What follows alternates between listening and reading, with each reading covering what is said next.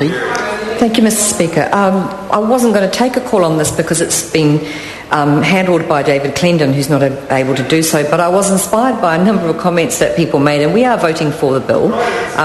We do think it's an interesting bill because the issue of trademark is about a lot of underlying issues. And one of them, as the previous speaker just touched on, was intellectual property. And I'd just like to make an acknowledgement to the Mata Atua Declaration, which was a landmark leading hui, actually, that was held in Mata Atua, in that part of the country where a lot of very important kaupapa were laid down. And from that, that had a huge influence and was then picked up through Y262. And those are landmark, if you like, really fundamental issues which I hope this legislation will be able to take account of appropriately. That is what this country's unique contribution to the global trademark issue is that this is Aotearoa New Zealand, and we have the Mata Atua Declaration and Y262 recommendations. So I do support the leadership of Tangata Whenua on intellectual property. It's been a profound leadership.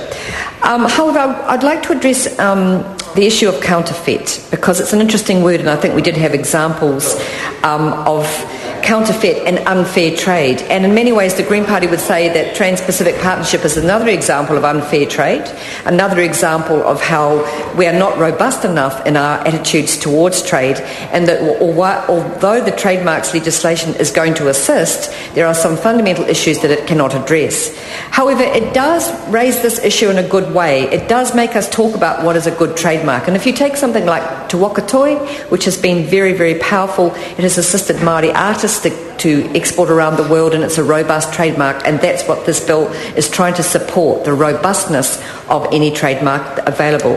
But I want to talk about counterfeit goods that are less easy to pick up and that the customs officers at the moment don't have the tools to pick up, which may not be covered by this legislation. I hope that I'm wrong about that. And I guess my experience has been particularly with regard to illegal logging products, and that can be paper products, that can be illegal timber, that can be all kinds of products containing unsustainable and illegally logged rainforest. And I brought a bill before this House, a member's bill 2 years ago, that was immediately voted down, which attempted to give the tools to customs officers so that they could actually prevent illegally and unsustainably logged products coming into New Zealand. The government voted it down in less than 20 minutes and didn't even bother to talk about it properly. And so I'm pleased that trademarks being taken seriously, but I'm still disappointed that in a time when rainforests and the climate are a crucial issue, in the Year of the Forests, we haven't made much progress on that issue. And the reason it's important is that counterfeit sand shoes, counterfeit helicopter blades is one thing, but there are a lot of issues even more basic, which I will use the example of toilet paper. Toilet paper, for example, at the moment from the rainforest is being imported into New Zealand, and if that's not counterfeit, I'm sure New Zealanders would feel it was counterfeit to know that their toilet paper, the Cotton Soft brand, has been proven to be connected to the destruction of illegal and unsustainable rainforests. Most New Zealanders, as somebody said, I think it was Ian Lees-Galloway, that there is a growing consciousness about where things come from. But if you call something Cotton Soft and you call it and you sell it in the Kiwi supermarket, very few people, until the work was done by the Green Party, Greenpeace and the World Wildlife Fund for Nature, very few of them had realised that this particular brand is not a trademark that can be trusted. And so the issue of trademarks and trust is quite profound. And we know that toilet paper is not to be trusted because Greenpeace tested the fibres.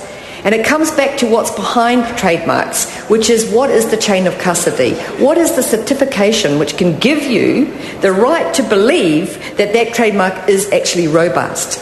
And we have a long way to go with chain of custody and certification around timber products in particular. There is only one certification in the world, and I do agree with comments from other members that we need a global approach to many of these issues, because the global market means goods move freely between borders, and that's why this bill is important too. But it is important because Forest Steward certification is the only robust trademark in terms of forestry products that New Zealanders can rely on. And we have people like Asian Pulp and Paper who are cutting down rainforest to make toilet paper and selling it to New Zealanders who don't know about it. We have that happening because we do not yet have a regulatory framework that will stop that from happening.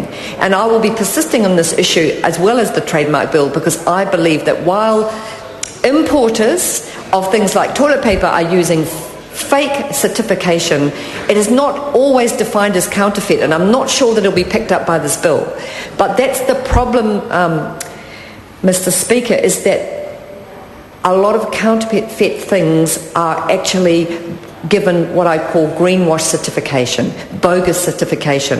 And so you've got all kinds of palm plantation products, all kinds of certification names and acronyms that people use, sometimes invented by the companies themselves, sometimes with some degree of global scrutiny, but often not at all robust, claiming these products are actually genuine. And so they get these lovely trademarks with pictures of animals on them. They're all called natural, and they've all got the so-called certification. If you go into the timber stores of this country or the retailers and try and find out where these products actually come from, you will see a trademark, but it is often bogus.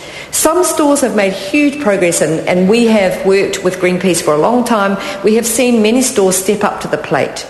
And this is an issue that the importers of Tropical Timber Group and the Forest Owners Association have been working with the Green Party for some time on, because we are passionate that any trademark is a real trademark, that actually people cannot make claims that they are producing products that have been logged sustainably from the rainforests of Southeast Asia and the Pacific. And I asked a question in the House today about the very issue of West Papua, where rainforest is being cut down and is being supposedly certificated, but is actually counterfeit in terms of its labelling. We need to close the gap. We need to stop the cowboy traders who are using a bloodthirsty trade, because people die as a result of the counterfeit trading in illegal logging products. People in West Papua die as a result of standing up to protect those rainforests.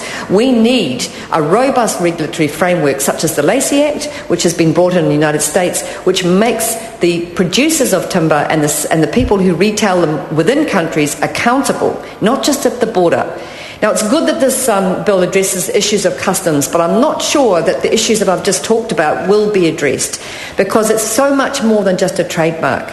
People can so easily manipulate other people into believing that something is sustainable and legal. And within this country, we can have a certain amount of control and jurisdiction, but when you go outside our borders, it is absolutely a wild scene out there, and particularly around paper products and illegal logging. I was shocked to find that people were buying toilet paper in New Zealand made out of rainforest in the 21st century, when we know that without rainforest this planet will not survive, and when we know that people and 132 species a day are being lost because of this.